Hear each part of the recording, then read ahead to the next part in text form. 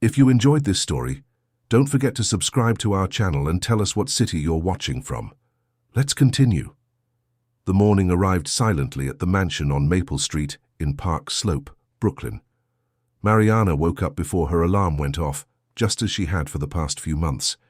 Her body had already grown accustomed to the routine, to the weight of the responsibility she carried on her shoulders. She got up slowly, put on the navy blue uniform she wore every day, and descended the wooden stairs that creaked softly under her feet. The house was far too large for just 3 people, but it was where she had worked for almost 2 years, caring for every room with dedication. As she prepared breakfast, her thoughts drifted to little Gabriel. The 9-year-old boy was asleep in his second-floor bedroom, the one with the window overlooking the garden with the cherry trees.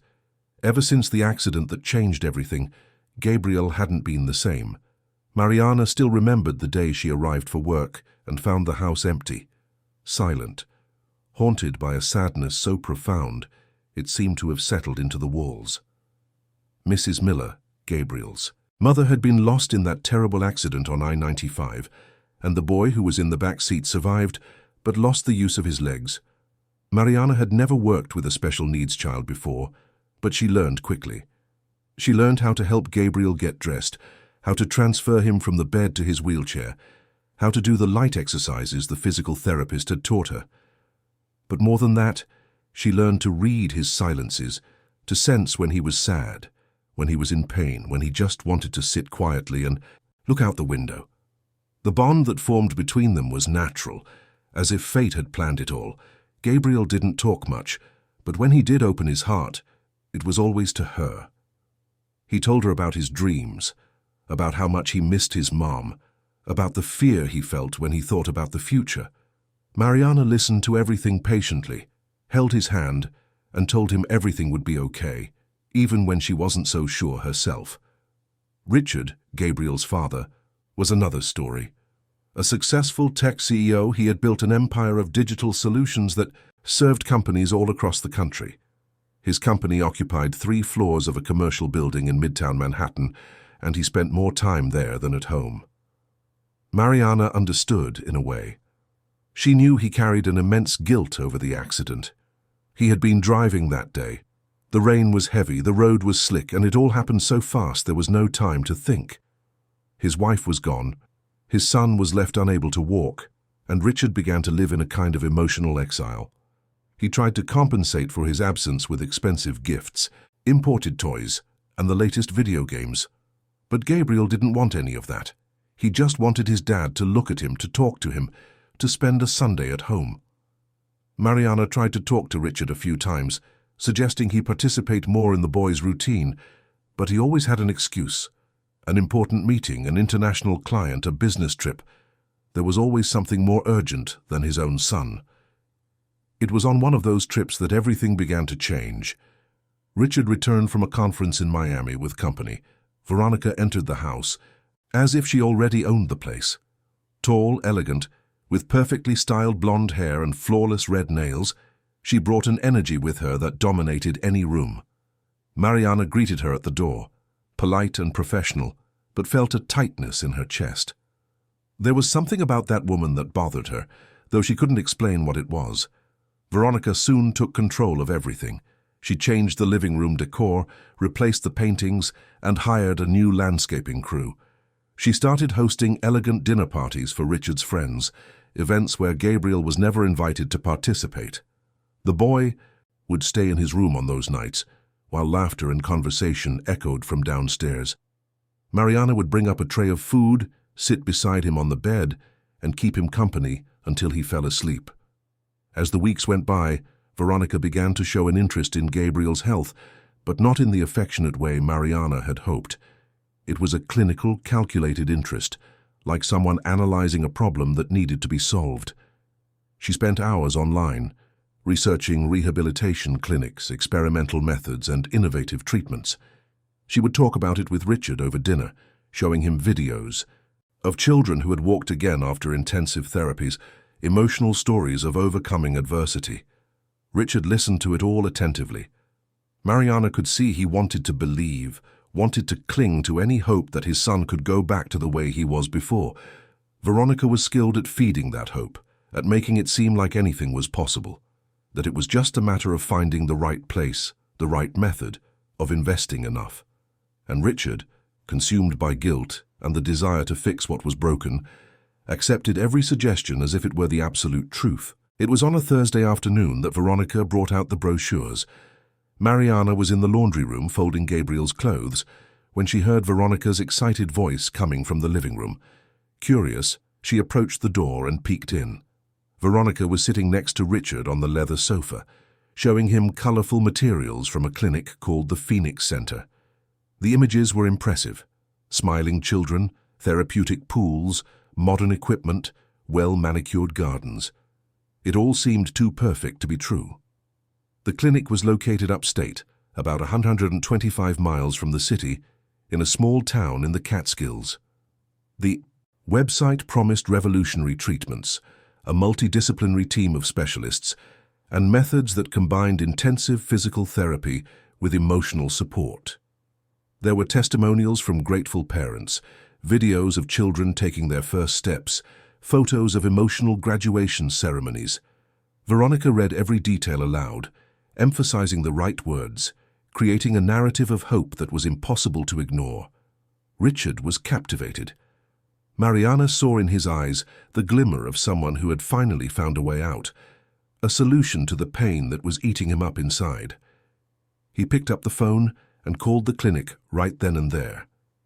He scheduled a visit for the following week, asked for information about openings, costs, and the duration of the treatment.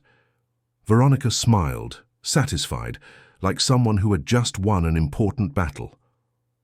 That night, after everyone had gone to bed, Mariana couldn't close her eyes. She lay in the staff quarters at the back of the house, staring at the ceiling, thinking about Gabriel. She knew the boy wasn't ready for something like this. He could barely handle the physical therapy sessions at home.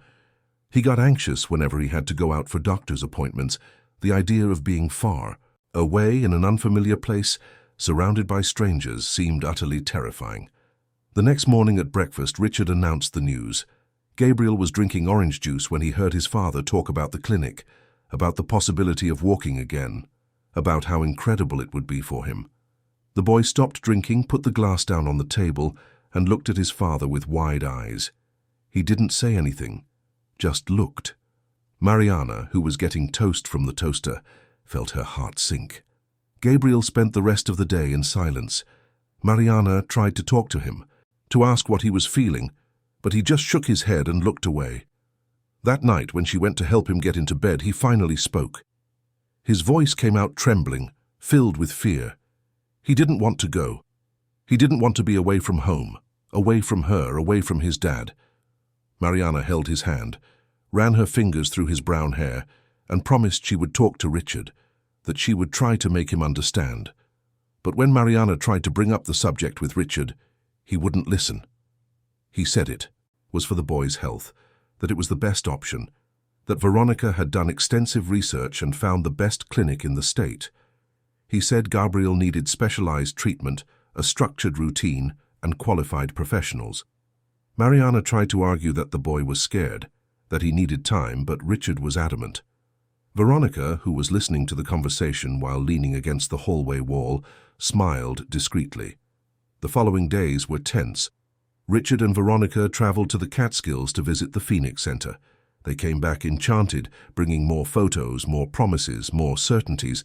They signed the contract without hesitation, paid the down payment for a 6-month treatment plan, and reserved a spot for Gabriel to start in 2 weeks. Everything was decided, and no one had asked the boy what he really wanted. Mariana watched it all, with a growing tightness in her chest.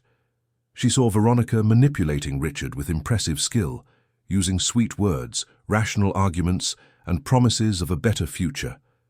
She saw Richard clinging to that hope like a castaway clings to a piece of wood in the middle of the ocean. And she saw Gabriel closing himself off more and more, isolating himself, losing the little bit of light that was still in his eyes. The night before the departure, Veronica called Gabriel for a private conversation in the study. Mariana was mopping the hallway when she heard her voice, soft and controlled, speaking to the boy. She was telling him he needed to be strong, that this was for his own good, that if he truly loved his father, he needed to accept the treatment without complaining. She said Richard had already suffered enough, that he didn't deserve to see his son being selfish, thinking only of himself. Gabriel tried to argue to say he was scared, but Veronica cut him off. She said fear was for spoiled children, that he needed to grow up, mature, and face his challenges. When Gabriel came out of the study, Mariana saw that he was crying. Tears streamed silently down the boy's face, and he didn't even try to hide them. She took him to his room, helped him into bed, and stayed by his side until the crying stopped and he fell asleep. That night, Mariana made a decision. No matter what happened, she would not abandon Gabriel. She would find a way to protect him, even if it meant going against Richard and Veronica's wishes. The morning of the departure arrived cold and overcast. Mariana woke with a weight in her chest, as if she were about to lose something very important. She went down to the kitchen and prepared Gabriel's favorite breakfast, pancakes with maple syrup and strawberries. But when she brought the tray to his room, she found the boy awake, sitting in his wheelchair, looking out the window. He didn't even touch the food. He just looked at the garden, at the cherry trees he loved so much, as if he were saying goodbye. At 10 o'clock the doorbell rang. Mariana opened the door to find a man in a serious, formal grey suit. He introduced himself as a representative from the Phoenix Center, sent to pick up Gabriel and take him to the Catskills. He had a folder of documents, a liability waiver for Richard to sign, and detailed instructions on what to bring and what to leave at home. It was all very professional, very organized, very cold. Richard came downstairs, signed the papers, and shook the man's hand. Veronica stood beside him, smiling, saying everything would be fine, that soon Gabriel would be back, stronger and healthier. Mariana went up to the room to help the boy get ready. As she packed his clothes into a small suitcase, she felt her hands tremble. Gabriel watched her in silence, and she knew he was waiting for her to do something, to save him somehow. But what could she do? She was just an employee. She had no power, no voice, no right to interfere in the family's decisions. Still, when she finished packing the suitcase, she knelt beside Gabriel's wheelchair and held his hands. She looked into the boy's brown eyes and made a promise. She said that no matter what happened, she would be there. She said he wasn't alone, that she would watch over him from a distance, that she would do everything in her power to bring him back. Gabriel nodded, trying to be strong, trying not to cry. Mariana hugged him, feeling the boy's thin ribs against her own body, feeling his heart beating rapidly inside his small chest. They stayed like that for a few minutes, until they heard Richard's voice calling from downstairs. Mariana took Gabriel to the door. The man in the suit was already waiting next to an adapted van with a special ramp for wheelchairs. Richard said goodbye to his son, with a kiss on the forehead, promising to visit soon, telling him this was for his own good. Veronica waved from a distance, without getting closer, without showing any real emotion. And Mariana stood there at the door, watching the van drive down Maple Street, taking away the child she had learned to love as if he were her own. When the vehicle disappeared around the corner, Mariana felt her legs grow weak. She leaned against the doorframe, closed her eyes, and took a deep breath. She didn't cry. She couldn't cry. She had to be strong. She had to be alert, because something inside her, a deep and ancient instinct, told her that this was wrong, that the Phoenix Center was not what it seemed, that Gabriel was in danger, and she wouldn't rest until she found out the truth. The first few days without Gabriel were strange. The house felt even emptier, even quieter. Mariana went about her tasks automatically, cleaning rooms no one used, preparing meals Richard barely touched. He was always working, always busy, always running away. Veronica, on the other hand, seemed more relaxed, more satisfied. She spent her afternoons at the salon, went out for lunch with friends, and organized the house's decor as if she finally had the freedom to do whatever she wanted. Mariana watched it all in silence. She watched and waited, because she knew that sooner or later something would happen, and when it did, she would be ready. The first week passed, then the second. Richard called the clinic every day, but the conversations were always brief, always standardized. The receptionists would say that Gabriel was adapting well, that he was participating in activities, that he was making progress. But they never let Richard speak directly to his son. They always had an excuse. He was in therapy, he was resting, he was in a group activity. Richard accepted the explanations without question, confident that he was doing the right thing. But Mariana didn't accept it. She knew Gabriel. She knew he wouldn't adapt so easily. She knew he would be scared, anxious, probably not sleeping well. And the fact that the clinic didn't allow any direct contact left her deeply unsettled. That's when she decided to start her own investigation, alone in silence, without telling anyone, because if there was something wrong with that clinic, she had to find out. And if Gabriel needed help, she would be the only person willing to give it. The mansion's doorbell rang again one morning, but this time no one was expecting visitors. Mariana opened the door and found a delivery man with a package. It was for Richard, but when she signed for it and took the box to his study, something caught her eye. In the corner of the packaging there was a discreet stamp, the Phoenix Center. Mariana looked around. The house was empty. Richard had left early for a meeting and Veronica was at a spa. She was alone. Without a second thought, she carefully opened the package. Inside were photos. Photos of Gabriel and other children, all wearing standardized uniforms, all with smiles that looked rehearsed. There was also a report with technical terms and colorful graphs showing the boys' supposed progress. But something was off. The photos looked too artificial. The smiles were forced. And in Gabriel's eyes, even through the photograph, Mariana could see the emptiness. She could see the fear. She put the photos back in the box, put everything back in its place, and ran up to her own room. She grabbed her phone and started searching. She typed in the name of the Phoenix Center, looked for reviews, comments, any information she could find. What she discovered sent a chill down her spine. There were deleted posts, vague accusations, removed comments. But between the lines, in the carefully chosen words of concerned parents, Mariana began to piece together a terrifying puzzle. That clinic was not the paradise it promised to be. That clinic was hiding secrets. Secrets she was determined to uncover. Mariana stayed up all night, sitting on the bed in the small room she occupied at the back of the mansion, reading everything she could find about the Phoenix Center. The more she searched, the more her suspicions were confirmed. There was an old, almost forgotten online forum where a few parents had shared their experiences. The messages were from years ago, many already deleted, but some still remained like digital ghosts of a past someone had tried to erase. One mother wrote that her son had come back from the clinic different, quieter, more frightened, with constant nightmares. Another father mentioned that he was never able to speak with his daughter during the 3 months she was there, and when he finally picked her up, she refused to talk about what had happened inside. There were comments about overly strict methods, about punishments disguised as discipline, about unfulfilled promises, but nothing concrete enough for a formal complaint. Just suspicions, fears, and the intuitions of parents who knew something was wrong but couldn't prove it. Mariana saved everything she found in a secret folder on her phone. She took screenshots, noted names, dates, and details. She knew she would need solid proof if she wanted to convince Richard that he had made a terrible mistake. And she knew the CEO well enough to know he wouldn't accept arguments based on intuition alone. She needed facts, evidence, something impossible to ignore.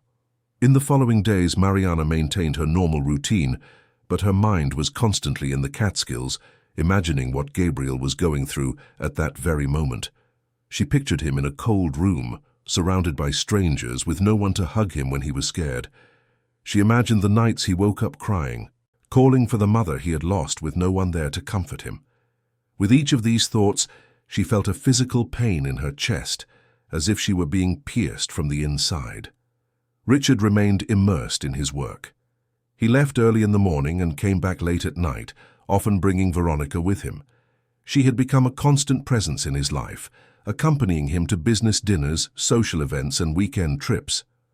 Mariana watched how Veronica controlled every aspect of Richard's life with impressive subtlety. She suggested what clothes he should wear, which restaurants to frequent, who to meet with.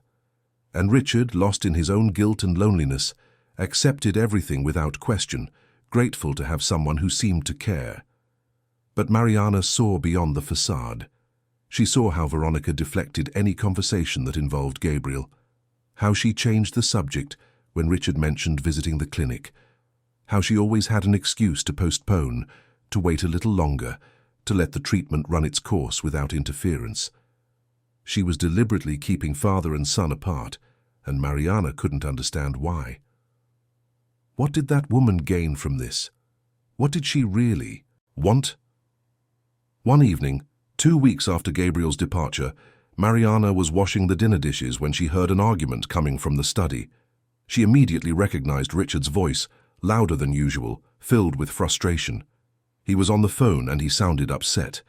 Mariana dried her hands on her apron and quietly approached the hallway leading to the study. Richard was saying he wanted to visit Gabriel over the weekend, that too much time had passed, that he needed to see his son with his own eyes. On the other end of the line, Mariana could vaguely hear someone's voice, responding. The conversation went on for a few minutes with Richard insisting, and the other person, likely someone from the clinic, raising objections. In the end, Richard slammed the phone down, clearly dissatisfied. Veronica entered the study shortly after.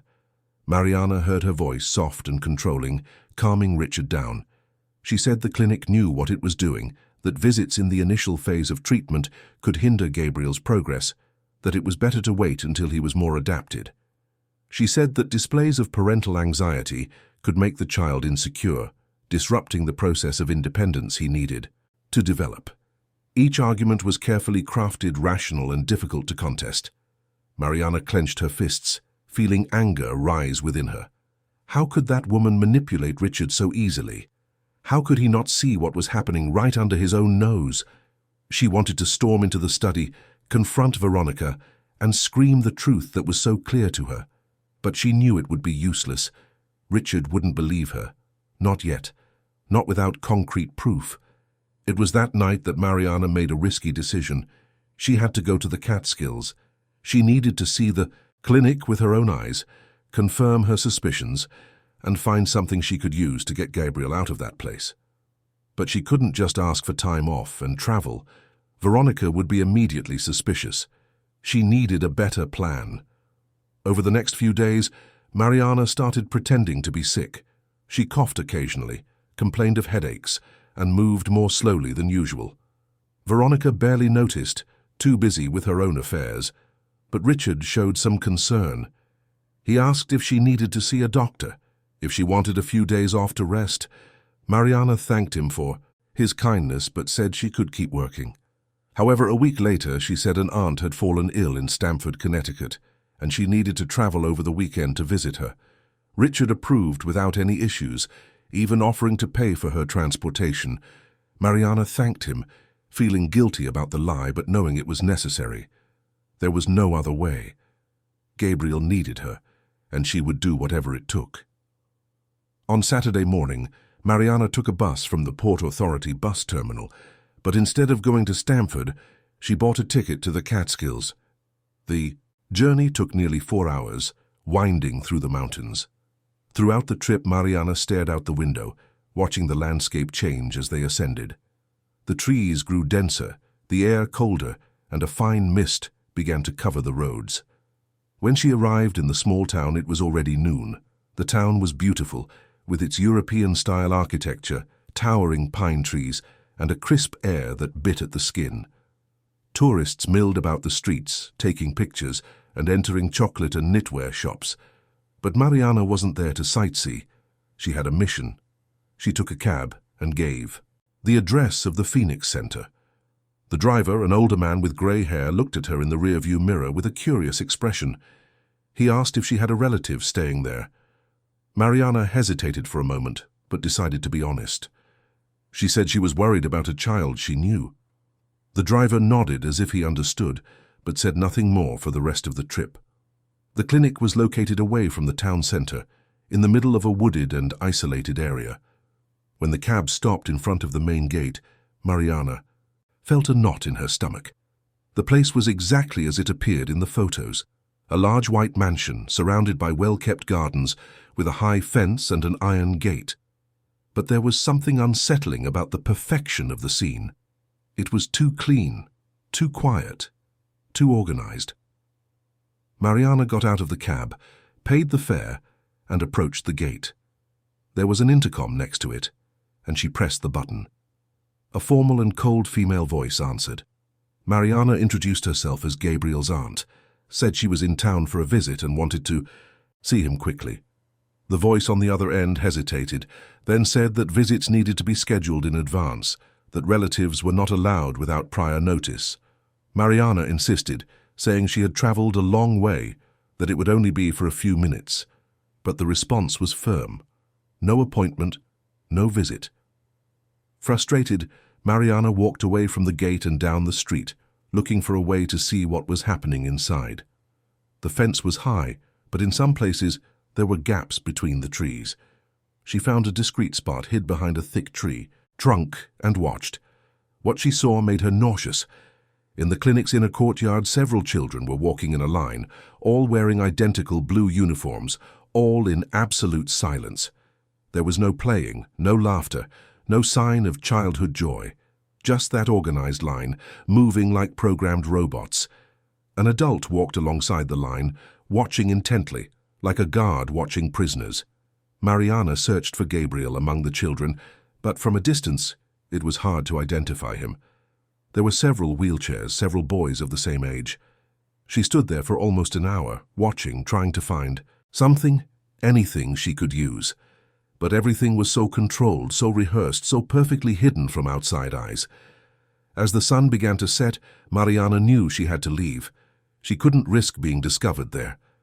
She took another cab, went back to the town center, and found a cheap hotel to spend the night. Lying in the small, uncomfortable bed, she couldn't sleep. She kept replaying everything she had seen, everything she had felt, trying to come up with a plan. On Sunday morning, before heading back to New York, Mariana decided to make one more attempt. She returned to the clinic, but this time she looked for the staff entrance at the back of the building. She waited until someone came out, and when a young woman in a white uniform appeared, Mariana approached her. The woman was young, no older than 25. Mariana introduced herself, said she was worried about a child staying there, and asked if she could answer a few questions. The employee looked around nervously, as if afraid of being seen talking. But something in Mariana's expression convinced her. She agreed to talk, but quickly and away from there. They walked to a nearby park, deserted on that cold Sunday morning. They sat on a wooden bench and Mariana began asking questions. The employee, who introduced herself as Julia, hesitated at first, but gradually began to speak. She confirmed what Mariana already suspected. The children were kept under a strict regimen, with no contact with the outside world, subjected to questionable methods that often crossed acceptable boundaries. Julia said she had thought about reporting it, but she was afraid of losing her job, of being sued for breach of confidentiality. Mariana held the young woman's hands and thanked her for her courage. She asked Julia to keep an eye on Gabriel, to try to protect him as much as possible. The employee promised she would try, but said she couldn't guarantee anything. The clinic had eyes everywhere, and any deviation from protocol was severely punished. When Mariana returned to New York that afternoon, she knew her worst fears had been confirmed. Gabriel was in danger, and she needed to get him out of there as soon as possible. But how? How could she convince Richard without concrete proof? How could she confront Veronica without being fired or ignored? The answer came a few days later, in a way she could never have imagined. Gabriel woke up in the dark, disoriented. For a moment he didn't know where he was. The ceiling was different, the walls were too white, the smell was strange. Then the memory hit him like a punch to the gut. The clinic, the Catskills, the separation from home, from Mariana, from his dad.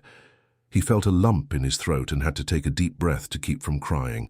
He couldn't cry. He had to be strong. That's what Veronica had said. The room he shared with 3 other boys was small and impersonal.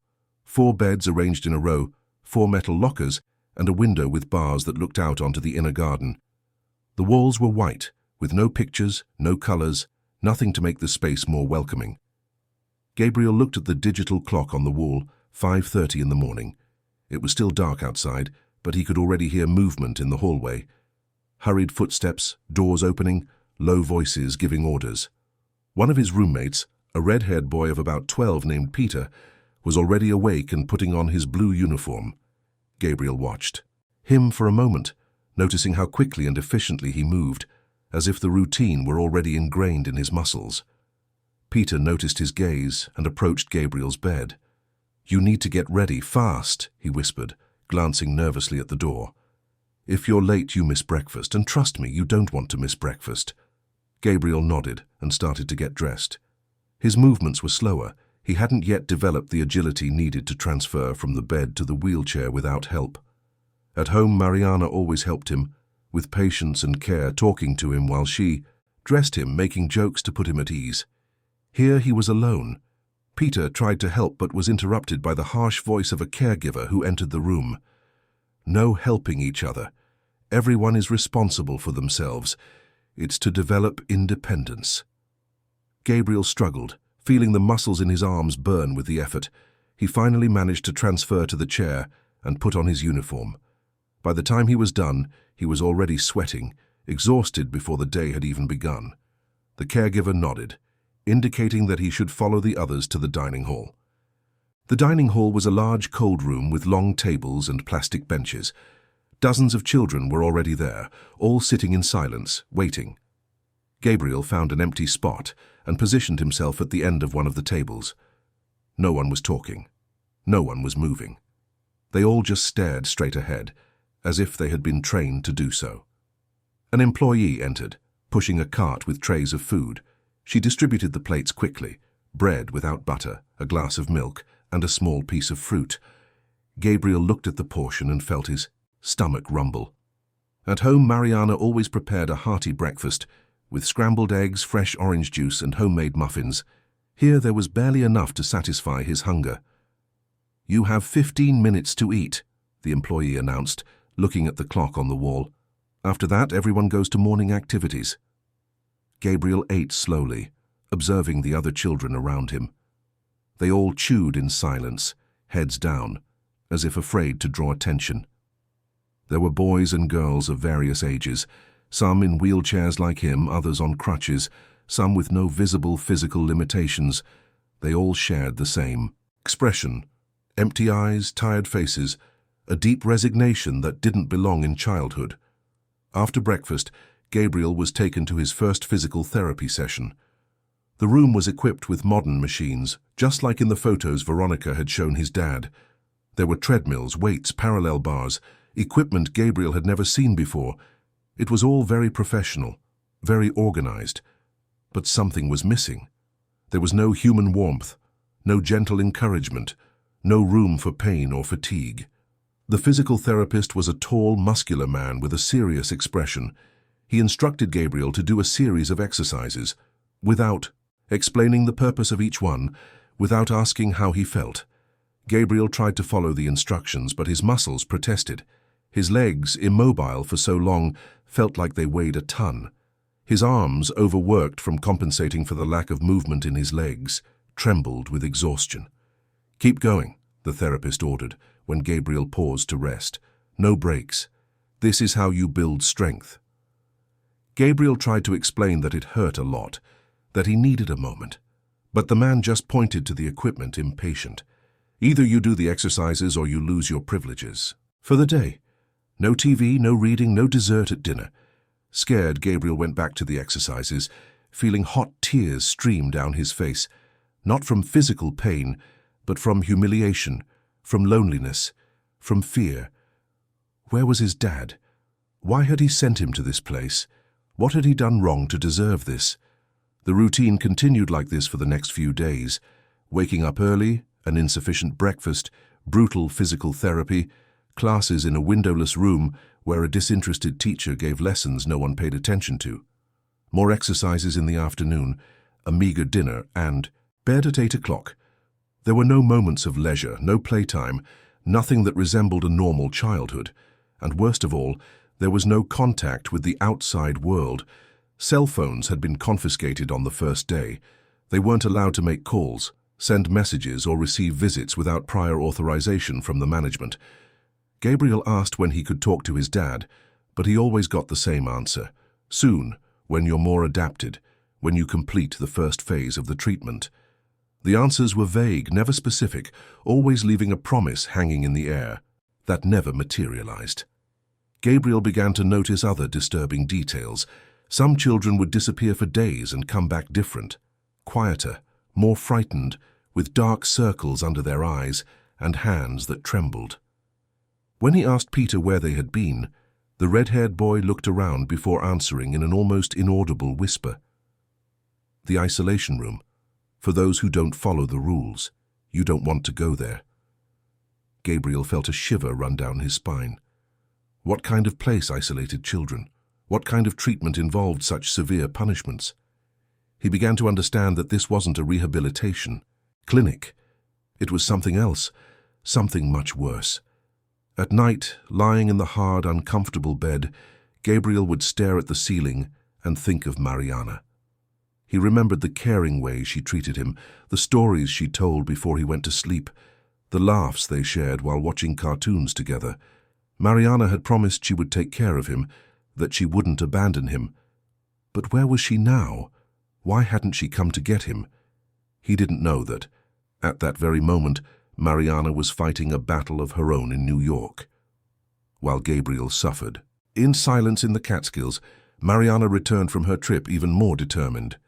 The conversation with Julia, the clinic employee, had confirmed everything she feared. Now she had to act, but she knew she had to be strategic. One wrong move, and she could lose the only chance to save Gabriel. Back at the mansion, Mariana maintained a facade of normalcy. She carried out her daily tasks, cleaned the house, prepared meals, and responded politely when Richard or Veronica spoke to her. But inside, she was in a constant state of alert, observing every movement, every conversation, every document that passed through her hands. Veronica continued to control every aspect of Richard's life. Mariana watched her during dinners, seeing how she directed conversations, how she deflected any mention of Gabriel, how she kept Richard busy and distracted. It was a subtle, almost imperceptible manipulation, but Mariana saw it clearly. Veronica was building a life where Gabriel had no place, where the boy was just a temporary inconvenience that would soon be dealt with. One night, Mariana was tidying up the living room when she overheard Veronica on the phone. She was in the study with the door ajar, speaking in a low voice but not low enough. Mariana stopped dusting the furniture and listened intently. "Yes, everything is going according to plan," Veronica was saying. "He's completely convinced the clinic is the best option. He has no idea what really goes on there. And by the time he realizes, it will be too late. The boy will be completely molded to our protocol." Mariana felt her blood run cold. There were more people involved in this. Veronica wasn't acting alone. There was a bigger plan, something that went beyond simply keeping Gabriel away from his father. But what? What did they really want? She kept listening, but Veronica sensed her presence and shut the door abruptly. Mariana quickly went back to work, pretending she hadn't heard anything. But now she had another piece of the puzzle. She needed to find out who was on the other end of that call and what Veronica's true objective was. In the following days, Mariana started paying even closer attention to Veronica's movements. She noticed that she received many packages, deliveries addressed to her, that she kept locked in a cabinet in her bedroom. She also noticed that she had frequent meetings outside the house, always using the excuse of social engagements or beauty appointments. But there was something too calculated about these outings, something that didn't fit the narrative she was building.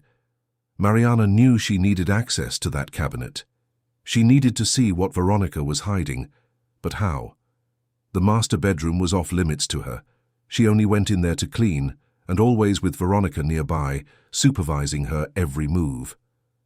The opportunity arose 2 weeks after Mariana's trip to the Catskills. Richard had to travel to Washington, D.C. for an important meeting with investors. It would be a 3-day trip. Veronica tried to convince him to let her go with him, but he said it was strictly a business trip, with no time for sightseeing. Veronica insisted, but Richard was firm. He needed to focus, to close a crucial deal for the company. The morning Richard left for the airport, Mariana watched Veronica from the window. The woman was restless, pacing back and forth in the living room, talking on the phone in an irritated tone. Something was bothering her. Richard's absence, perhaps, the temporary loss of control, the inability to monitor his every move. Around 2 in the afternoon, Veronica left. She told Mariana she had a spa appointment and wouldn't be back until late that evening. Mariana nodded, wished her a good afternoon, and closed the door as soon as the woman got in her car and drove off. Now or never. Mariana ran up the stairs, her heart pounding so hard it felt like it was about to burst out of her chest. She entered the master bedroom, a spacious room decorated with expensive furniture and a huge walk-in closet. She looked for the cabinet Veronica always kept locked. There it was in the corner of the closet, secured with a padlock. Mariana tried to force it, but it was impossible without the right tools. She looked around, desperate. She needed to find the keys. Where would Veronica keep them? She started searching the drawers of the vanity, among the clothes inside the purses. Nothing. She was about to give up when she had an idea. She looked at the nightstand on Veronica's side of the bed. She opened the drawer and there it was, a small bunch of keys. With trembling hands, Mariana tried each key until she found the right one. The padlock opened with a soft click. She pulled open the cabinet door, and what she saw took her breath away. There were folders upon folders, organized by date. Mariana grabbed the first one and started flipping through it. They were contracts, financial documents, medical reports. But they weren't normal reports. They were detailed descriptions of experimental protocols, behavioral conditioning methods, emotional control techniques, all related to the Phoenix Center. She kept reading, and with each page she felt her nausea grow. The children weren't being treated, they were being conditioned, molded to become obedient, submissive, completely dependent on the approval of authority figures. And all of this was done through isolation, food deprivation, psychological manipulation, and, in extreme cases, physical restraint. There were photos, too, photos of children before and after the treatment. The smiling, lively faces in the before pictures contrasted sharply with the empty, frightened expressions in the after photos. And among those photos, Mariana found Gabriel. There was already a folder with his name on it, already records of his first few weeks at the clinic. She read the reports on Gabriel and felt tears stream down her face. The boy was being described as resistant to the protocol, emotionally, unstable, and in need of more rigorous intervention. There were notes about reducing his food portions until he demonstrated cooperative behavior, about isolating him from the other boys when he showed signs of sadness or homesickness. Mariana took out her phone and started photographing everything, every page, every photo, every report.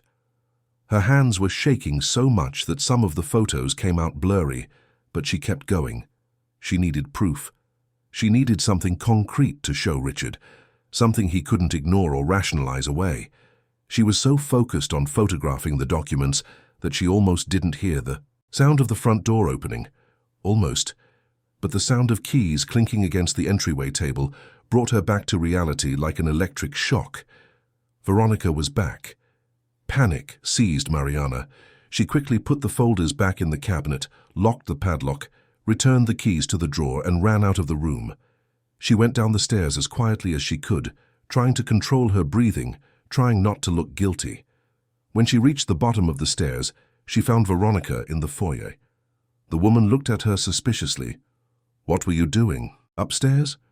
Mariana swallowed hard and forced a smile. "I was changing the sheets in the guest room, ma'am. I always do it on Thursdays." Veronica continued to stare at her, evaluating, looking for signs of a lie. Mariana held her gaze steady, praying her voice wouldn't tremble. Finally, Veronica looked away and went up the stairs without another word. Mariana waited until she heard her enter the bedroom and close the door. Then she practically ran to her own room at the back of the house, locked herself inside and collapsed onto the bed. She had done it. She had the proof. Now she just had to decide what to do with it. But before confronting Richard, she needed one more thing. She needed something that showed Gabriel's true state, something that came directly from him. She needed contact, a message, anything to prove the boy was suffering. And that's when she remembered Julia, the employee she had met in the Catskills. She grabbed her phone and found the number Julia had given her. She typed a short, direct message. "I need you to give something to Gabriel. It's urgent." The reply came a few minutes later. "It's risky. I could lose my job." Mariana typed back, "I know, but if we don't do anything, we'll lose much more. This boy needs help. Please." There was a long pause.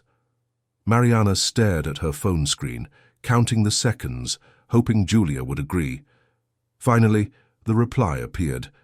"What do you want me to give him?" Mariana felt a wave of relief. "I'll send it by mail. A small notebook and a pencil.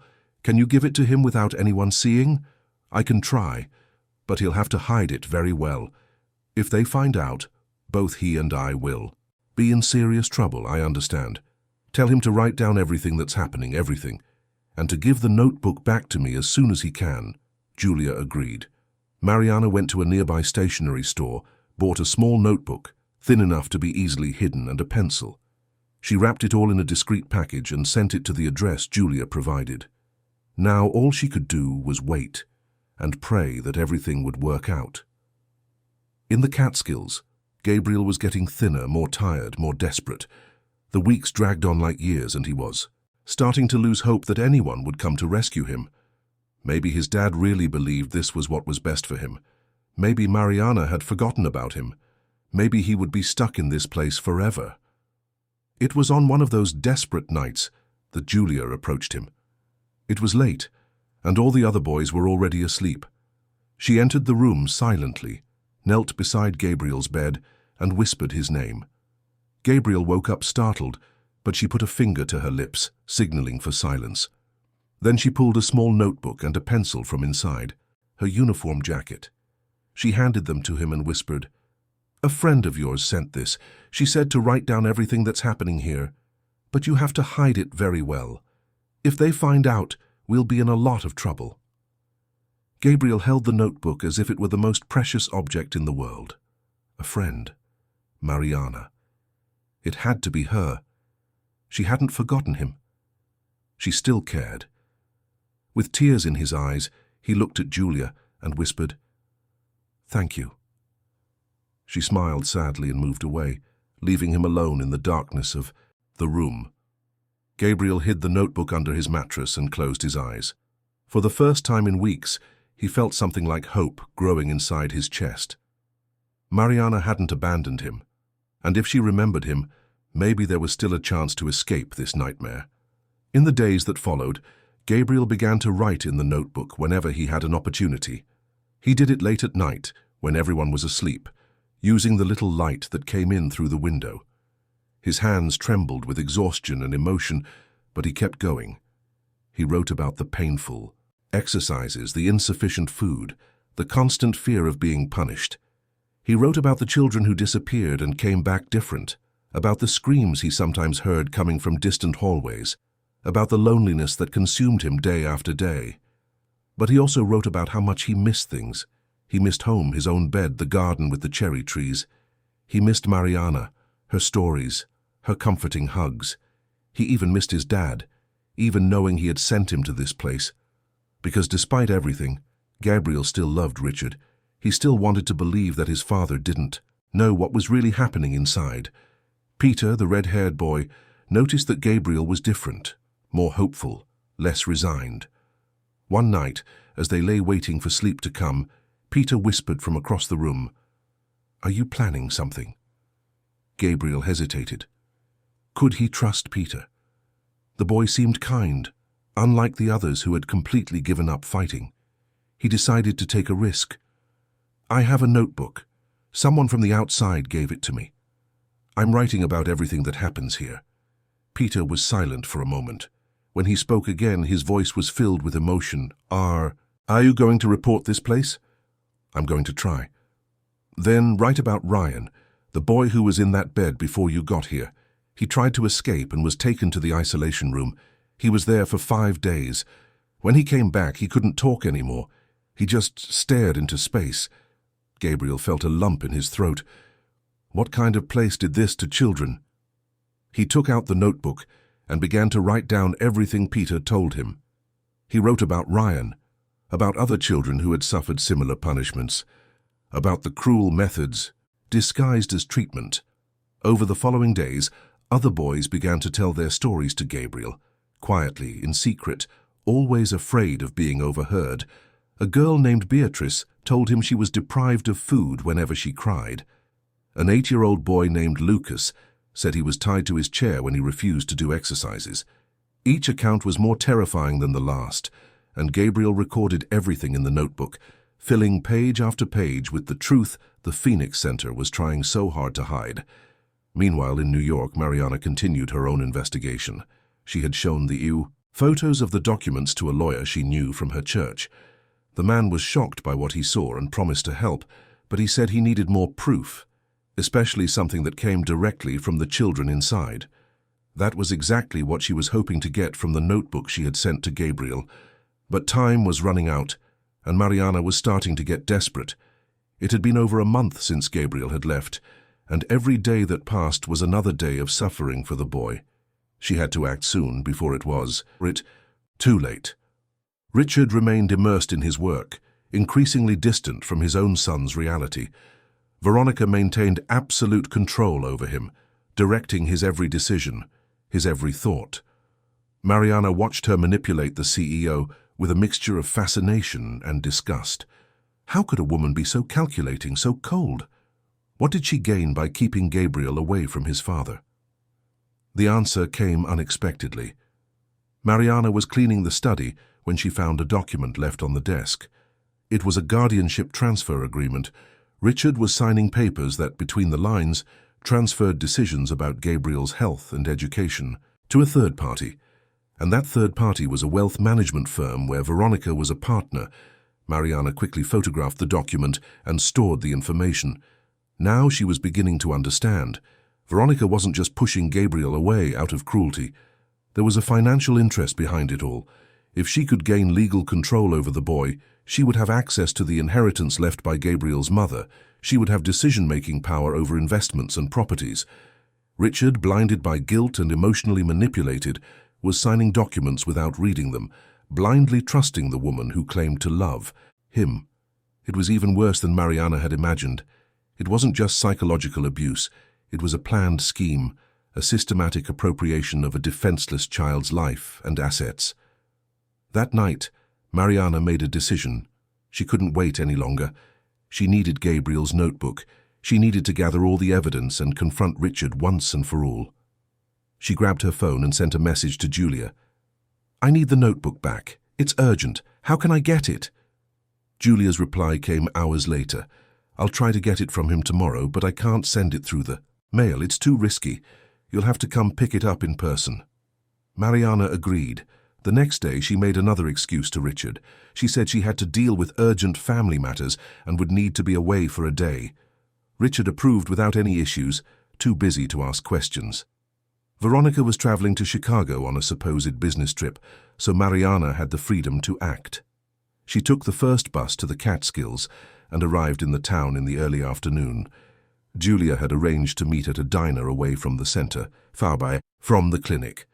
When Mariana arrived, she found the employee sitting at a corner table, nervous, constantly looking at the door as if expecting to be followed. Mariana sat across from her, and Julia slid a small envelope under the table. "It's all here. He wrote a lot. Very heavy stuff. You need to get that boy out of there, and fast. He's getting weaker, more scared." Mariana took the envelope and held it tightly. "Thank you for doing this. You're saving his life."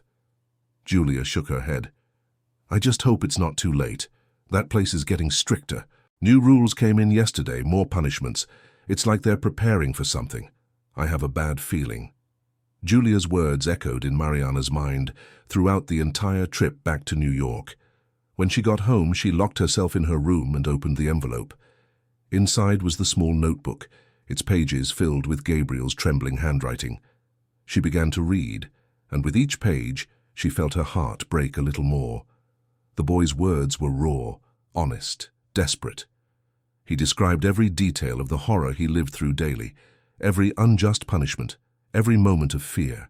But what touched Mariana the most was the last page, where Gabriel had written a letter to her. Mariana, please get me out of here. I promise I'll be strong. I'll do all the exercises. I'll try to walk again. Just take me home. I'm scared. I'm so scared. I miss you. I miss Dad. I even miss the food from our kitchen. The food here is bad, and there's not enough. I'm hungry all the time, and some nights I cry and no one comes. Please, don't forget about me. Mariana closed the notebook and let the tears fall, freely. She cried for Gabriel's pain, for her own helplessness, for the cruelty of adults who were supposed to protect children, but instead hurt them. She cried until she had no tears left, and then she stood up, washed her face, and prepared for the fight. Now she had everything she needed: the photos of the documents proving Veronica's financial scheme, the notebook with the accounts from Gabriel and other children, and her own courage, strengthened by the certainty that she was doing the right thing. But before confronting Richard, she needed one more person on her side. Someone with authority, someone he respected and trusted, and she knew exactly who to call. Dr. Miller was the pediatrician who had cared for Gabriel since he was a baby, an experienced, competent doctor with an office on the Upper East Side. He had been removed from the case when Veronica took control, replaced by specialists she had handpicked, but Mariana knew he still cared about Gabriel, still asked about the boy whenever he ran into Richard at social events. Mariana called the office and scheduled an urgent appointment. When she was received by Dr. Miller, a man with grey hair and a kind gaze, she explained the whole situation. She showed him the photos, the notebook, the documents. The doctor listened in silence, and as she spoke, his expression transformed from surprise to horror. When Mariana finished, Dr. Miller was silent for a few minutes, processing everything he had heard. Finally he spoke, and his voice was filled with restrained anger. "This is unacceptable. This is child abuse disguised as medical treatment. Gabriel needs to get out of there immediately, and these people need to be held accountable. Can you help? Can you talk to Richard? He trusts you." Dr. Miller nodded. "I'll call him right now, and I'll make it very clear that if he doesn't act immediately, I will go to the authorities myself." Mariana felt a huge weight lift from her shoulders. She finally had a powerful ally, someone Richard couldn't ignore or dismiss. As Dr. Miller picked up the phone, she closed her eyes and said a silent prayer, that everything would work out, that Gabriel would be saved, that justice would be served. The call lasted almost an hour. Mariana listened to the doctor from across the room, his voice at times firm, at times indignant, laying out every fact, every piece of evidence. There were moments when Richard clearly tried to argue, to defend the clinic, to defend Veronica, but Dr. Miller wouldn't allow it. He interrupted, presented the proof, and forced the CEO to face the reality he had been trying so hard to avoid. In the end, Richard agreed to go get his son. He agreed to go the next day, accompanied by the doctor and Mariana. He agreed to take Gabriel out of that clinic immediately and bring him back home. When Dr. Miller hung up the phone, he looked at Mariana with an expression of weary satisfaction. "We did it. We're getting the boy tomorrow." Mariana left the office with her heart pounding with hope and fear. Hope that Gabriel would finally be free. Fear that something might go wrong at the last minute, that Veronica would discover the plan, that the clinic would try to prevent the boy's release. That night, she barely slept. She stared at the ceiling of her small room at the back of the mansion, counting the hours until dawn. She thought about Gabriel, about how he would react when he saw his father arriving to pick him up. She thought about the look of relief that would surely light up his thin, tired little face. She also thought about Veronica and how she would react when she discovered her plan had been destroyed. But that was a problem for later. Right now, the priority was Gabriel, saving the boy, bringing him back home, protecting him from all the harm he had suffered. And tomorrow, when the sun rose, the final battle would begin. The dawn arrived grey and cold in New York. Mariana woke up before her alarm, as always, but this time it wasn't just routine that roused her. It was the adrenaline, the anticipation, the fear and hope mixed in a whirlwind of emotions that wouldn't let her rest. She got up, dressed carefully, choosing discreet but dignified clothes. She knew this would be a decisive day, a day that would change everything. Richard had arranged to pick her up at the mansion at 8 in the morning. Dr. Miller would meet them directly in the Catskills at the clinic's entrance. The plan was set, simple and direct. Arrive, show the evidence, demand Gabriel's release, and bring him home. There would be no negotiation, no room for excuses. Gabriel was leaving that place today, one way or another. When Richard arrived, Mariana immediately noticed the change in him. His eyes were red, as if he hadn't slept. His expression was that of someone who had finally woken up from a nightmare, only to find that reality was even worse. He could barely look at her as he opened the car door, and the journey began in complete silence. It was only after an hour on the road, as they were passing the city limits, that Richard finally spoke. "I didn't know. You have to believe me, Mariana. I had no idea what was happening there." His voice was broken, filled with guilt and shame. Mariana looked out the window, watching the landscape fly by. "I know you didn't know, sir, but you also didn't want to see. Every time I tried to talk, every time I tried to show you that Gabriel wasn't okay, you chose to believe her instead of listening to me. You chose to believe in empty promises instead of listening to your own son." The words came out harsher than Mariana intended, but they were true. Richard deserved to hear them. He gripped the steering wheel tightly, his knuckles turning white. "I was so lost after the accident, so consumed by guilt, seeing Gabriel in that chair, knowing I was driving that day. I couldn't look at him without remembering what I had caused, and when Veronica showed up offering solutions, offering hope, I clung to it like a drowning man clings to anything that floats." Mariana sighed. "Gabriel never blamed you for the accident. He just wanted you to be there. He wanted a father, not a savior. He didn't need you to make him walk again. He needed you to love him just the way he is." Richard didn't answer. They continued the journey in silence. As they neared the Catskills, the tension inside the car grew. When they finally reached the town, they found Dr. Miller waiting at a diner near the clinic. The doctor handed Richard a folder with all the documents Mariana had gathered. Richard flipped through everything in silence, and as he read, his expression transformed. When he got to the letter Gabriel had written to Mariana, he had to stop. He put the folder on the table and covered his face with his hands. His shoulders shook. Dr. Miller placed a hand on his shoulder. "Richard, I know this is hard, but now you need to be strong. For Gabriel. He needs you now more than ever." Richard took a deep breath, wiped away his tears, and nodded. "You're right. Let's go get my son." When they arrived at the gate of the Phoenix Center, Richard pressed the intercom. The voice that answered was cold and formal. Richard identified himself and said he was there to pick up his son. The response came hesitantly. "Mr. Miller, we don't have any visits scheduled for today. The clinic's protocol requires prior scheduling. I'm not here to visit. I'm here to remove my son from this institution. Open the gate." Dr. Miller leaned toward the intercom. "This is Dr. Paul Miller, the physician responsible for Gabriel's care. I have in my possession documents proving abusive practices at this institution. If this gate is not opened immediately, I will file a formal complaint with the State Medical Board and the proper authorities." There was a long silence. Then the gate began to open slowly. Richard drove the car in and parked in front of the main entrance. A man in a suit was waiting for them at the door, a forced smile on his face. "Mr. Miller, what a surprise. If you had called, we would have prepared Gabriel for the visit." "I don't want you to call him. I'm going to get him myself. And he's not coming for a visit, he's coming home permanently." The man's expression hardened. "Mr. Miller, you signed a contract. There are clauses, financial commitments. You can't just withdraw the child without completing the agreed-upon period." Richard took a step forward. "I don't care about contracts. My son is being abused here, and I'm taking him out of this place now.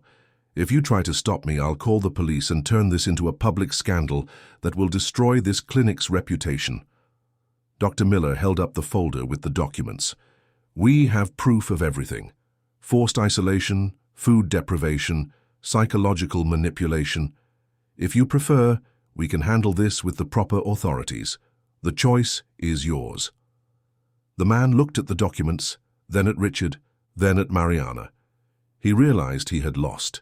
He signaled to an employee who was watching from a distance. "Bring Gabriel from the physical therapy room now." The wait felt like an eternity.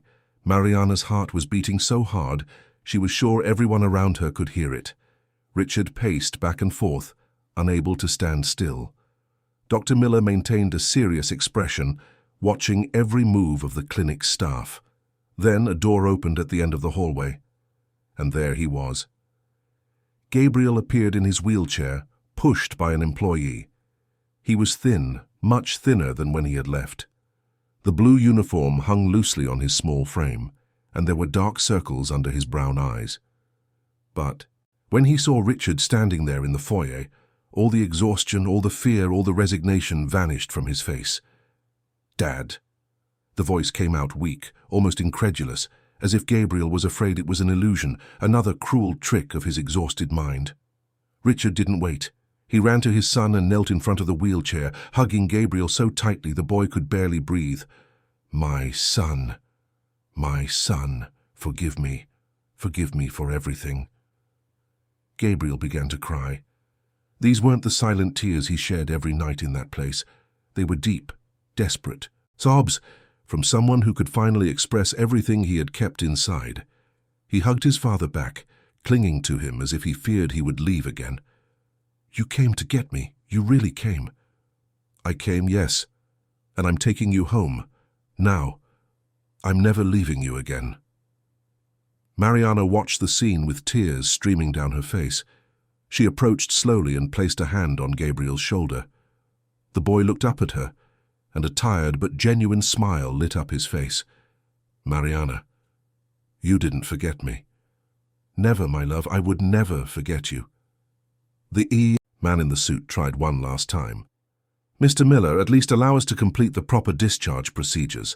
There are documents that need to be signed, personal belongings to be collected."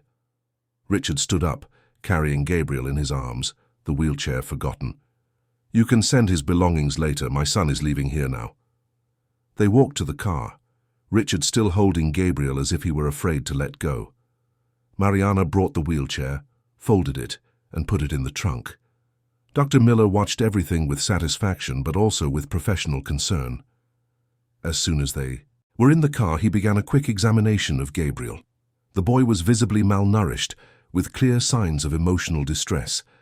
The doctor asked questions about how he felt, about his diet, about the treatment.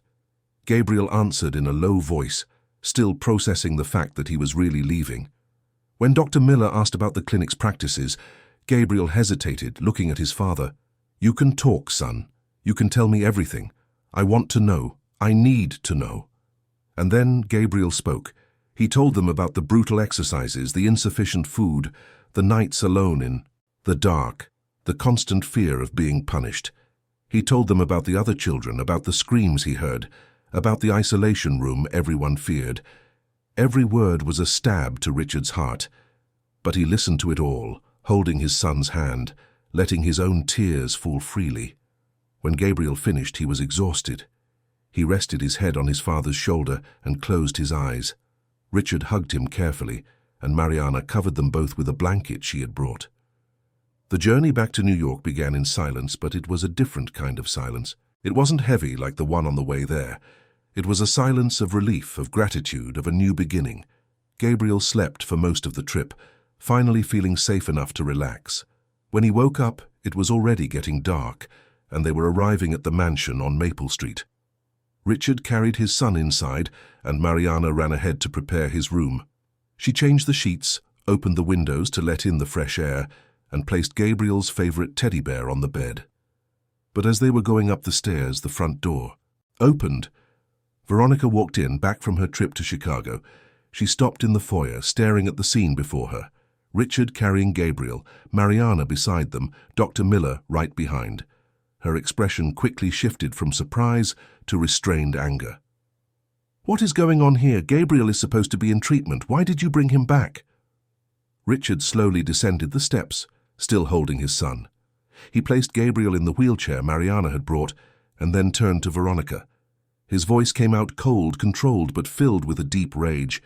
"I found out everything, Veronica. I found out about your plans, about the money, about the clinic. I found out you used my son as a pawn in a cruel game." Veronica tried to maintain her composure. "I don't know what you're talking about. I just wanted to help. I found the best clinic, the best treatment." Richard took the folder of documents from his bag and threw it on the foyer table.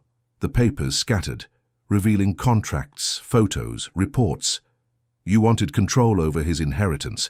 You wanted access to the assets his mother left him. And you were willing to sacrifice an innocent child to get it." Veronica looked at the documents, and for the first time, her mask of perfection fell. The cold, calculating expression she always hid under layers of charm emerged with full force. "You don't understand anything, Richard. That boy was getting in the way of everything. You were never going to move on with him there, constantly reminding you of the accident, of your guilt. I was setting you free." Richard took a step forward, and Mariana quickly moved Gabriel away so he wouldn't have to hear it. "Setting me free? You were destroying my son. You were destroying me. And you called that love." Veronica let out a bitter laugh. "Love? This was always business, Richard. You have money, influence, connections. I wanted my cut, and the kid was the only obstacle." Richard felt nauseous. How had he been so blind? How had he not seen what she truly was? "Get your things and get out of my house now." Veronica tried to argue, threatened lawsuits, talked about her rights, but Richard didn't back down. He called security, had her belongings packed, and changed all the locks that very night. Within hours, Veronica was out of the mansion, out of their lives, leaving behind only the damage she had caused. When the house was finally quiet, Richard went up to Gabriel's room. The boy was lying in his own bed, clean, fed, and wearing comfortable pajamas. Mariana was sitting beside him, telling him a story just like she used to. She noticed Richard at the door and made a move to leave, but he asked her to stay. Richard approached the bed and sat on the other side. "Gabriel, I need to apologize to you for everything, for sending you to that place, for not listening to you, for believing someone who only wanted to hurt us. I was so lost in my own pain that I forgot about yours." Gabriel looked at his father, and despite everything, there was still love in those tired eyes. "You came to get me. In the end, you came. That's what matters." Richard hugged his son, promising to never fail him again, promising to be truly present, not just physically, but emotionally, promising that from that day on, Gabriel would be his priority. Not the business, not the money, not the guilt of the past. Just Gabriel. In the following days, Dr. Miller closely monitored the boy's recovery. Gabriel had lost weight, developed signs of psychological trauma, and had a compromised immune system. But with proper nutrition, medical care, and, most importantly, with love and security, he began to recover. Slowly, but consistently. Richard kept his promise.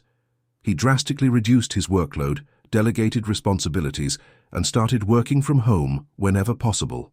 He began to actively participate in Gabriel's routine, in his physical therapy sessions, in his doctor's appointments. He learned to do the exercises Mariana had always done, learned to listen when his son needed to talk, learned to be present. Mariana, who had always been treated as an employee, was elevated to an essential member of the family. Richard insisted on increasing her salary and improving her conditions, but what really changed was the respect and gratitude. She had saved Gabriel when no one else was looking. She had been the only voice of reason in the midst of the chaos, and as for the Phoenix Center, Richard did not let it go. With the support of Dr. Miller and Gabriel's notebook as evidence, he filed a formal complaint. The investigation revealed an extensive history of abusive practices, questionable methods, and financial exploitation of vulnerable families. Other families came forward with similar stories. Other children were removed. Other parents woke up to the reality. The clinic was shut down, its administrators indicted. Julia, the employee who had helped Mariana, gave a statement and was protected throughout the process. Gabriel's suffering was not in vain. It helped save dozens of other children who were still trapped in that cruel system. Months passed. Spring arrived, bringing new colors to the mansion's garden.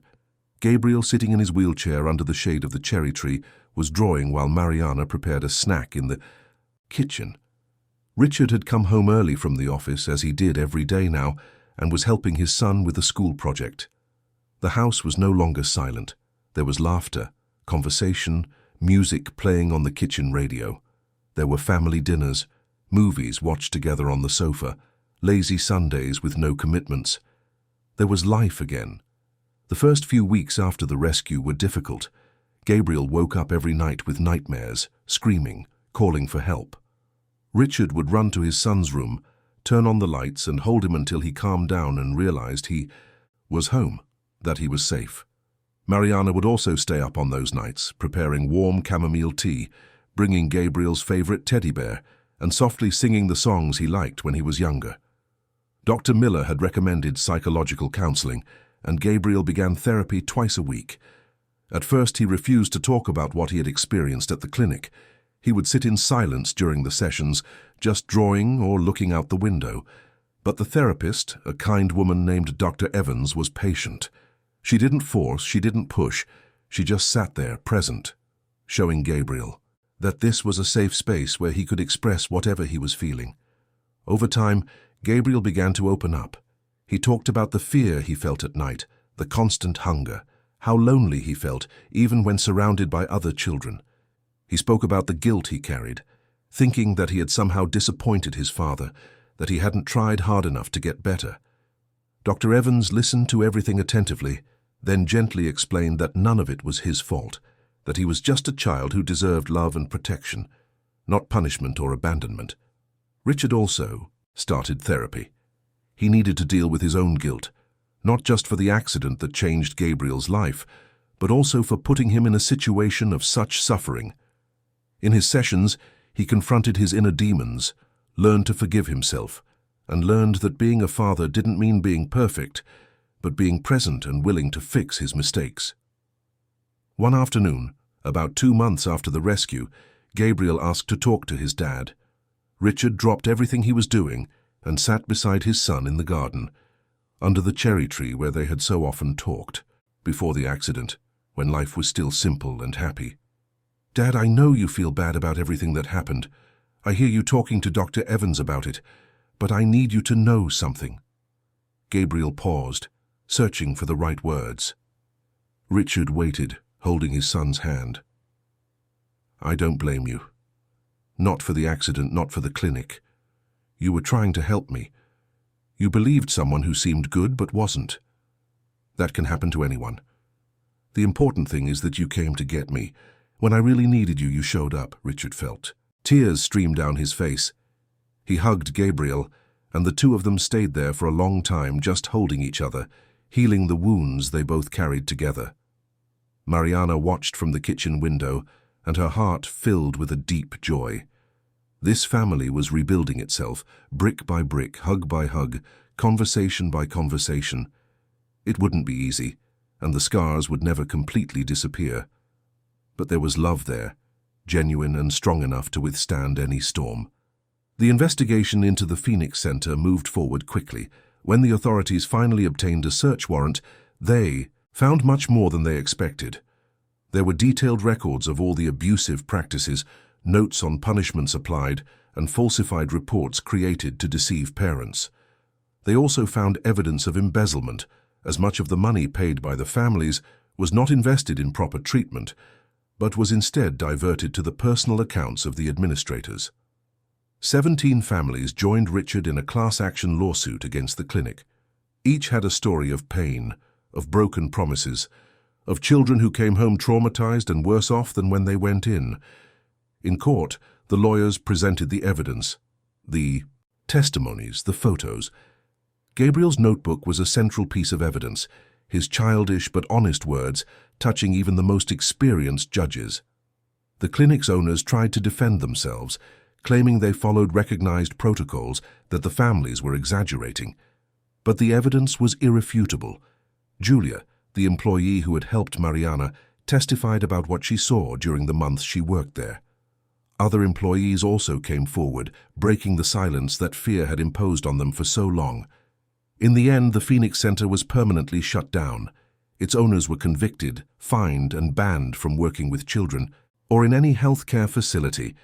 It wasn't just a legal victory. It was a moral victory, a clear message that children could not be treated as objects, as problems to be solved through cruel methods. Gabriel followed part of the process. Richard asked if he wanted to go to court, if he wanted to see those responsible being judged. The boy thought for a long time before answering. Yes, I want to go. I want them to see that I'm not that scared little boy they tried to break anymore. I want them to know that I survived. On the day of the sentencing, Gabriel entered the courtroom in his wheelchair, flanked by his father on one side and Mariana on the other. When the defendants looked at him, they saw not a defeated victim, but a strong, loved and protected child. Gabriel stared back at them without fear, without anger, just with the certainty that they no longer had any power over him. After the conviction, as they were leaving the courthouse, a reporter approached, asking for an interview. Richard hesitated, but Gabriel surprised everyone by agreeing to speak. The boy told his story with a maturity that was impressive for a 9-year-old. He spoke of the suffering, but also of hope. He spoke of Mariana, who never gave up on him, and of his father, who learned how to be a real dad. He spoke about the importance of people paying attention, of not trusting blindly, of always listening to what children have to say. The interview was broadcast on television and went viral on social media. Thousands of people were moved by Gabriel's story. Hundreds of parents sent messages thanking him for having the courage to speak out, saying that they would now pay more attention to their own children, that they would question more before making drastic decisions.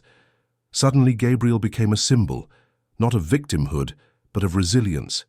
His story inspired change. New laws were proposed to regulate child rehabilitation clinics, requiring full transparency, regular parental visits and strict oversight.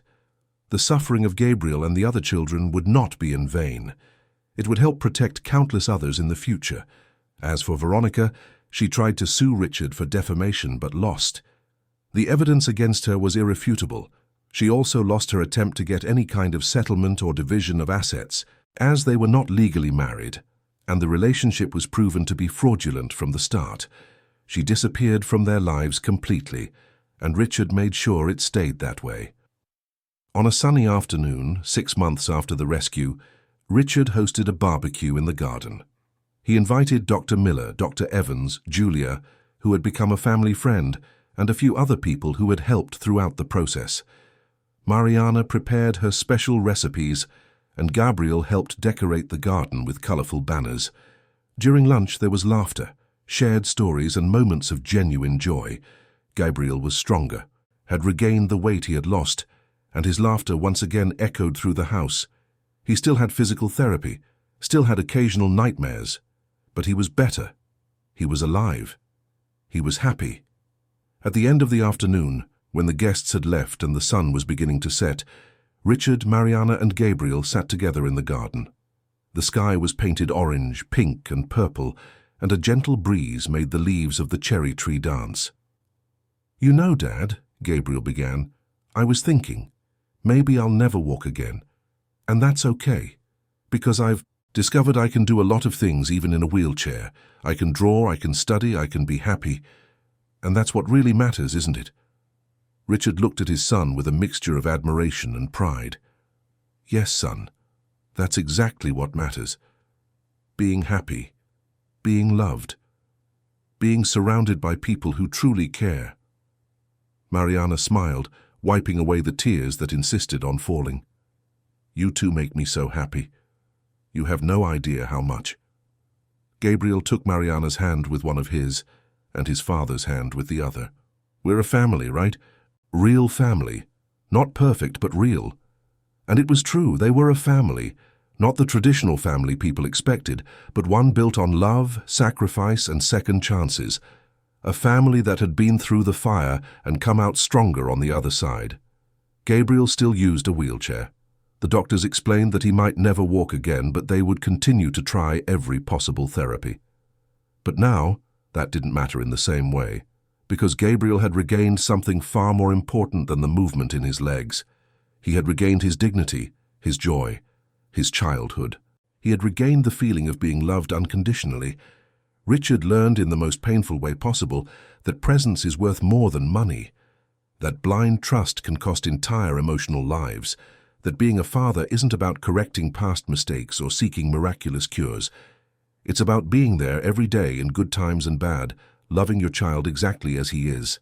And Mariana, the humble woman who worked in that house, proved that sometimes the one who truly saves a child isn't the one with power or money. It's the one who cares enough not to give up. It's the one who sees beyond appearances and fights for what is right, even when everyone says it's impossible. On that spring afternoon, as the sun began to set over New York, painting the sky orange and pink, Gabriel looked at his father and at Mariana, and he smiled. A true smile, full of life, full of hope. And in that smile was the proof that love, when genuine, can heal wounds that no medical treatment could ever reach. In the end, it wasn't about a miraculous cure. It was about something much greater: redemption, courage, and the certainty that a family, even broken and patched up, can rebuild itself when there is true love and the will to start over. End of story. Dear listeners, we hope the story of Gabriel, Richard, and Mariana has deeply touched your heart. If you were moved by this journey of courage, redemption, and unconditional love, please leave a like, subscribe to the channel, and tell us in the comments which moment stood out to you the most. Was it Mariana's strength in never giving up, Richard's awakening as a father, or Gabriel's resilience in the face of it all?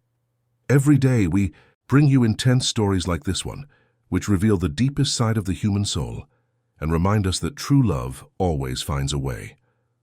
We'll see you in the next episode with another story that will touch your soul.